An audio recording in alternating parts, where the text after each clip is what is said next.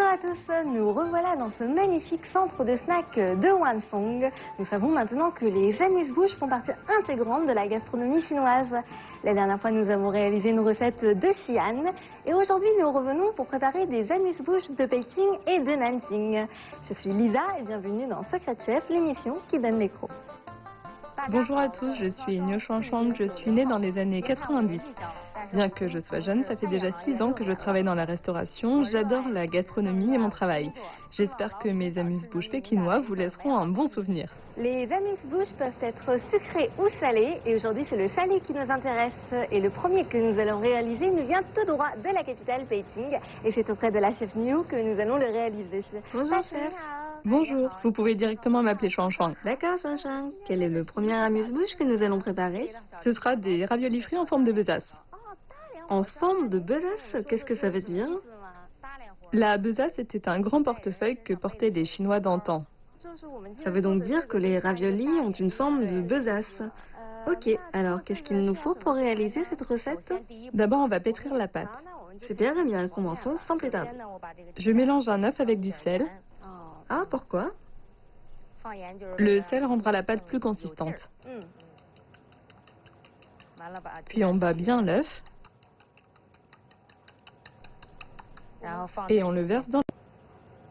On a utilisé quelle quantité de farine? Environ 500 g de farine.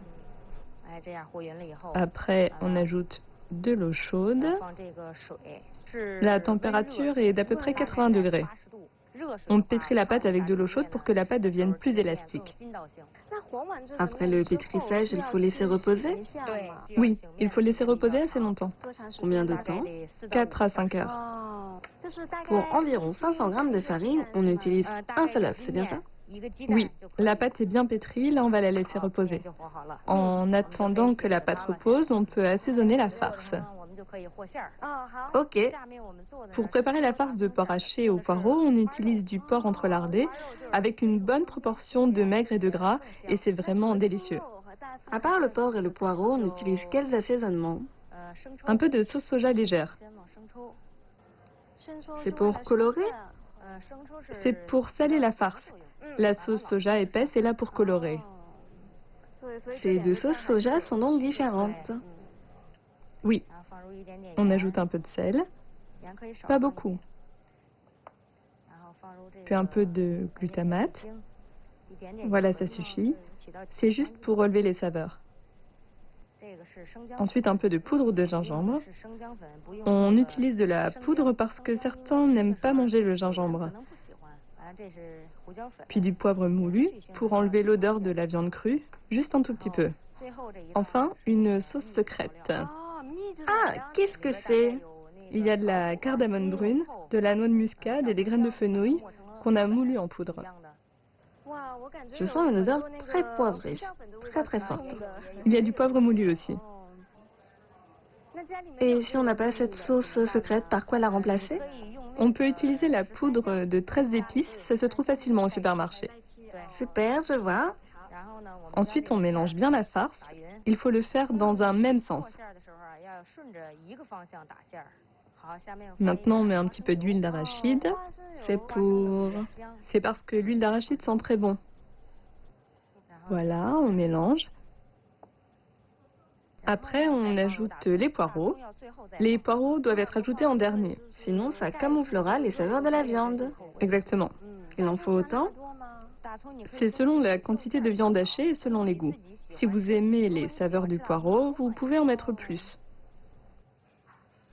Bien, la farce est prête. On peut commencer à former les raviolis en forme de besace. Oui, la pâte a bien reposé.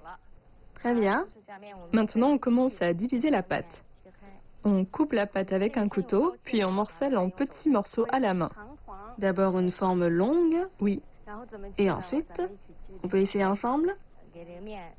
D'abord, on fait une forme longue, comme pour préparer des raviolis. Je sens que cette pâte est très élastique. Il faut rouler la pâte uniformément. Le centre doit être un peu plus fin. Ouais, comme ça, c'est pas mal. On la met ici, c'est bon. On commence à diviser la pâte en petits morceaux à la main. On applique un peu d'huile avant de les morceler. Il faut d'abord plier puis morceler. Comme ça? Est-ce que ça va? Oui, c'est pas mal. Quand on forme le ravioli en forme de besace, on applique d'abord un peu d'huile sur la planche. On peut aussi saupoudrer de farine, non? Oui, ça a la même fonction. On aplatit une petite pâte. On l'étale avec le rouleau. Voilà, comme ça c'est bien. Ah, ça c'est grand. Ensuite, on met de la farce. On bloque avec ça. On remplit bien la farce des deux côtés. Puis on plie, on pousse, on referme, on pince. Et voilà, celle-ci est enveloppée. C'est très joli. Je peux m'y mettre aussi? Comment dois-je faire? Étaler la pâte dans la même largeur. Pour l'instant, c'est assez facile à étirer. Il faut faire une forme un peu rectangulaire, ok. Ensuite, aplatissez-la. Voilà. Étalez la pâte vers vous. Encore un peu. Oui. D'accord. Mettez de la farce maintenant. Par ici? De gauche à droite. Oui. Et puis, comment je fais? Roulez de haut en bas. Roulez et poussez. Oui, c'est bien. Je continue à rouler? Oui, comme ça. Puis on referme les bouts. C'est comme si on refermait un petit bonbon. Et ensuite, on appuie avec ses deux doigts. On referme. Et voilà. Bien, on a formé les raviolis en forme de besace. Qu'est-ce qu'on fait ensuite? On va les cuire. Dans cette machine à crêpes? Ok. D'abord, on applique un peu d'huile. Ensuite, on place les raviolis ici. Et on les presse comme ça. C'est bon.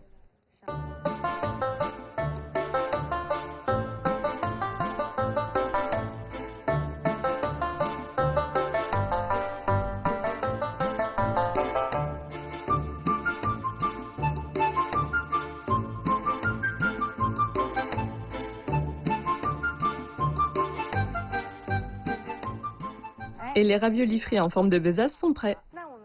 Bien, on va préparer le deuxième amuse-bouche qui nous vient de Nanting, dans le sud. Oui. Quelle est cette recette? Les vermicelles au sang de canard. Il y a du sang de canard dans cette recette? Oui. C'est parce qu'on y mange beaucoup de canard? Oui, les Chinois de Nanting aiment beaucoup la viande de canard. Le sang et le cœur sont comestibles et il serait dommage de les jeter. Donc ils préparent des vermicelles au sang de canard et c'est très populaire à Nanjing. Mais d'habitude, le sang est liquide. Comment ça se fait qu'il soit sous cette forme? C'est parce qu'on l'a transformé. C'est après transformation qu'il devient solide. Où est-ce qu'on peut en trouver? Directement au supermarché. Ok, et quels sont les ingrédients nécessaires? Il faut de la peau de tofu, du tofu frit, des cœurs de canard, de l'intestin de canard, des vermicelles, des bok choy. Ensuite, il faut du sel, du poivre, de l'huile pimentée et du cumin en poudre. En fait, il n'y a pas trop d'épices. Non, pas beaucoup. Et on commence par quoi? C'est la soupe de canard qui est la plus importante. Maintenant, la soupe est déjà prête, alors allons la voir ensemble. Très bien.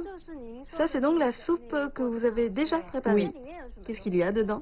Regardons ensemble. Il y a un canard entier. Regardez la soupe. Qu'elle est blanche? Oui, c'est très blanc parce qu'elle a cuit longtemps. C'est très important de cuire à feu vif pendant 5 heures. Pour enlever l'odeur crue de la viande, vous pouvez ajouter des morceaux de gingembre et de poireaux et cuire à feu vif. La soupe est donc prête. On met d'abord les cœurs, puis les intestins de canard. Il y a un certain ordre d'ajout des aliments. Oui. Ensuite, on ajoute la peau de tofu et le tofu frit. Ce sont des ingrédients précuits? Oui. Les cœurs et les intestins de canard sont déjà précuits. Ensuite, la peau de tofu et le tofu frit. Et puis, les vermicelles. Les vermicelles cuisent rapidement. Oui, on les a préalablement trempées dans l'eau. Enfin, on verse le sang de canard et les bok choy. Cette soupe sent déjà très bon. Est-ce qu'il faut l'assaisonner? Oui. On ajoute les épices qu'il y a devant nous. Oui. D'abord du sel. Et puis du poivre, du cumin. Ensuite, selon les goûts, on peut ajouter de l'huile pimentée. Ok, mettons-en un peu. D'accord, un peu. Voilà, la soupe est prête. On peut la sortir de la casserole. On mélange un peu. On les fait fondre. Oui, on verse tout dans le bol. Je peux sentir l'odeur du poivre.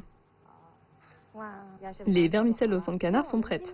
Aujourd'hui, nous avons préparé des raviolis frits en forme de besace et des vermicelles au sang de canard. Pourquoi une telle combinaison entre un amuse-bouche de Beijing et de Nanjing?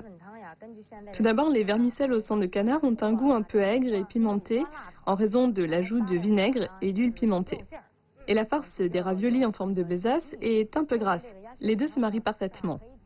Et voilà le moment tant attendu de la dégustation. Nous avons devant nous deux amuse-bouches. Le premier nous vient de Beijing et le second de Nanjing. Goûtons. Alors comme vous pouvez le voir, les deux côtés de la pâte sont légèrement dorés. Et je vous conseille de goûter à cette recette avec un peu de vinaigre que voici.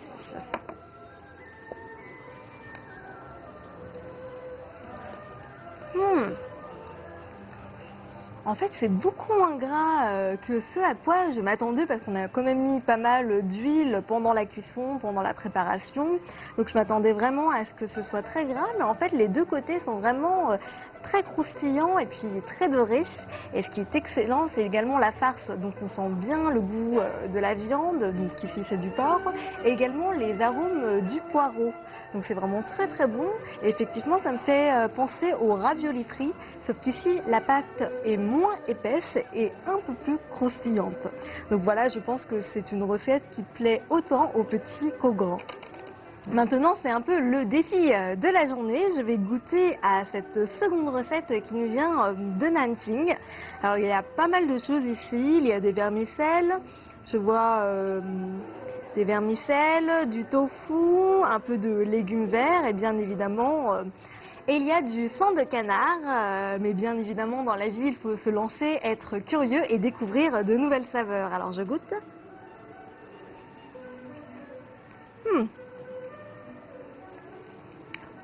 Je m'attendais à quelque chose de beaucoup plus fort, mais en fait c'est à peu près la même texture que le tofu.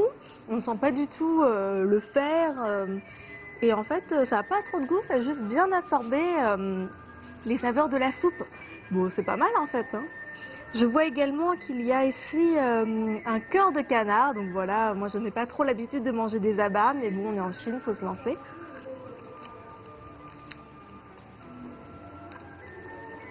C'est une texture un peu élastique, on sent un peu plus le goût de la viande ici, mais c'est pas trop mauvais.